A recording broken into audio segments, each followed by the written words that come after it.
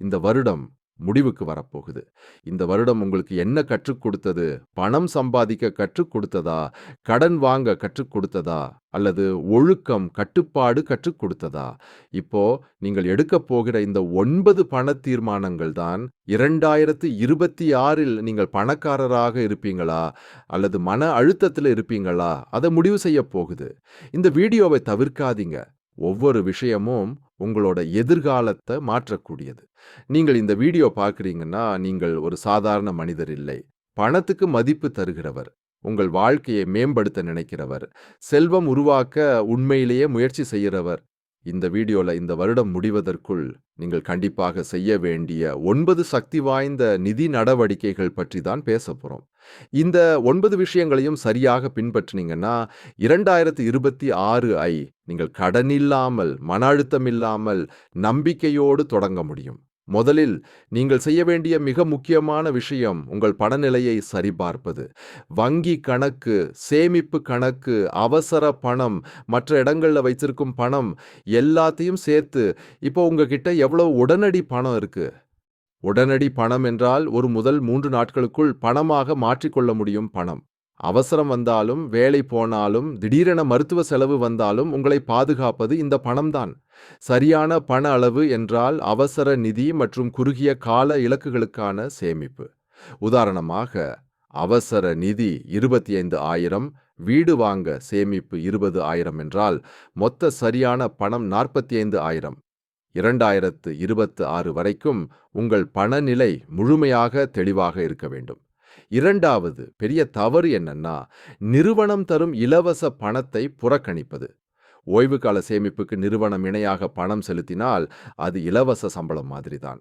நீங்கள் 4% முதலீடு செய்தால், நிறுவனம் 4% சேர்த்தால் அது உடனடி 100% லாபம். இதை பயன்படுத்தாம விட்டால் அது அறியாமை இல்லை, நிதி தற்கொலை. நிறுவனம் பங்குகளை தள்ளுபடியில் வாங்கும் வாய்ப்பு கொடுத்தால் 10 முதல் 15% குறைவாக வாங்கலாம். சந்தை விலை 1000 என்றால் உங்களுக்கு 850 என்றால் வாங்கிய நிமிடமே 150 லாபம். இலவச பணத்தை இன்று புறக்கணித்தால் நாளை பணத்துக்காக போராட வேண்டி வரும். இப்போ உண்மையான கணக்கு பார்க்கலாம். உங்களோட மொத்த கடன் எவ்வளவு? கிரெடிட் கார்டு, தனிநபர் கடன், வாகனக் கடன், கல்விக் கடன், இப்போ வாங்கி பின்னாடி செலுத்தும் செயலிகள் எல்லாற்றையும் எழுதி வையுங்கள். பிறகு வட்டி வீதம் அடிப்படையில் ஒழுங்குபடுத்துங்கள். 40%, 24%, 18%. உங்கள் முதல் எதிரி உயர் வட்டி கடன்தான். 2026க்குள் கடனில்லா வாழ்க்கைக்கான பயணம் தொடங்க வேண்டும். கடனில்லா வாழ்க்கைதான் உண்மையான சுதந்திரம்.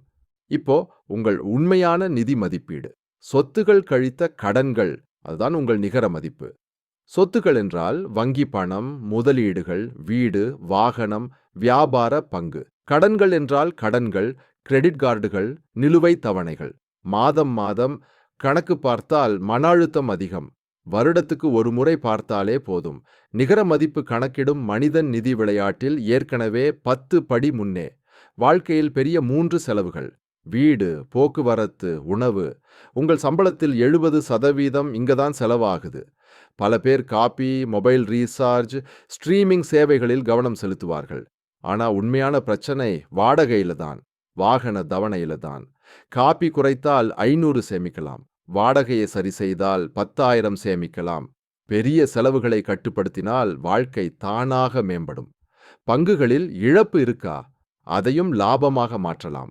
இழப்புள்ள பங்குகளை விற்று லாப பங்குகளின் வரியை குறைப்பதே வரி இழப்பு பயன்படுத்தல். 5,000 இழப்பு, 7,000 லாபம் என்றால் வரி 2,000க்கு மட்டுமே. ஆனா ஒரே பங்கை 30 நாட்களுக்குள் மீண்டும் வாங்கக்கூடாது. வரி அறிவில்லாமல் முதலீடு செய்து பணக்காரனானவன் இந்த உலகத்தில் யாரும் இல்லை. மருத்துவ சேமிப்பு கணக்கில் 3 மடங்கு வரி நன்மை உண்டு. பணம் செலுத்தும் போது வரி இல்லை, வளர்ச்சிக்கு வரி இல்லை, மருத்துவ செலவுக்கு எடுத்தாலும் வரி இல்லை. ஓய்வுக்கால தனிப்பட்ட கணக்கும் அதே மாதிரி. வரி குறைப்பை தெரிந்தவன் அமைதியாக பணக்காரன் ஆகிறான். உங்கள் சேமிப்பு விகிதம் தெரியுமா? வருமானம் கழித்த செலவுகள், அதுதான் சேமிப்பு. அதை வருமானத்தால் வகுத்து 100 மடங்கிட்டால் சேமிப்பு சதவீதம். இலக்கு 15 முதல் 25%. சேமிப்பு விகிதம் தெரியலன்னா எதிர்கால திசை தெரியாது, ஒழுக்கம் தெரியாது, இலக்கு தெரியாது. 2026க்காக 10 இலக்குகள் வேண்டாம். 1 அல்லது 2 முக்கியமான இலக்குகள் போதும். வாகன கடன் முடிக்க வேண்டும், அவசர நிதி உருவாக்க வேண்டும், முதலீடு தொடங்க வேண்டும், கடனில்லா வாழ்க்கை வேண்டும். இலக்குக்கு ஒரு எண்ணை இணைக்கவும், மாதாந்திர பிரிவாக மாற்றவும், பின்புறமிருந்து திட்டமிடவும், தினமும் செயல்படுத்தவும். திட்டமில்லா வாழ்க்கை திசையில்லா பயணம் மாதிரி. பணம் ஆசைகளுக்கு கீழ்ப்படியாது, தெளிவுக்கு கீழ்ப்படும். இப்போ கருத்துக்கள்ல சொல்லுங்க. உங்க 2026 பணி இலக்கு என்ன? சேமிப்பு விகிதம் எவ்வளவு? நிகர மதிப்பை கணக்கிடுறீங்களா? இந்த வீடியோ பிடிச்சிருந்தா லைக் பண்ணுங்க. நிதி வீடியோக்கள் தொடர்ந்து வேண்டும்னா சந்தா செலுத்துங்க. இந்த வீடியோவை ஒரு நண்பருக்கு பகிருங்கள். 2026 பணக்கார வருடமாக மாற்ற இன்றே தொடங்குங்கள்.